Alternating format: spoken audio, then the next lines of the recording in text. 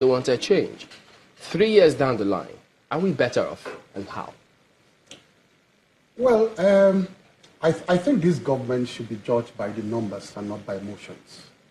And if you want to judge the government by numbers and in terms of what has been available to it to work,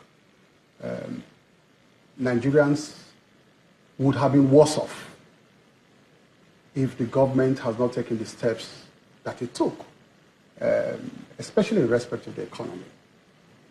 Remember that in 2014, the recession started.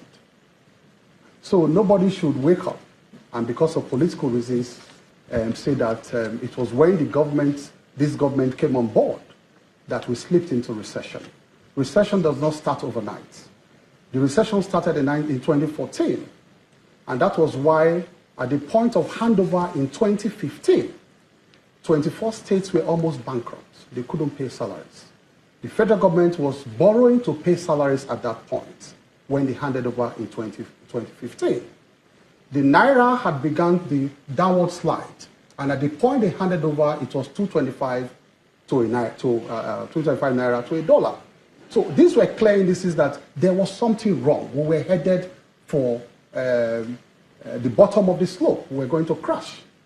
Now, it could have been worse. That is why the way I would like to answer that question, if the government did not take the steps that it took. Now, what did the government do? There were two major approaches the government took to halt this slide. First, it needed to spend to reverse the recession. And that is why no matter how much you criticize it, it went a borrowing to invest in critical infrastructure, not to pay salaries.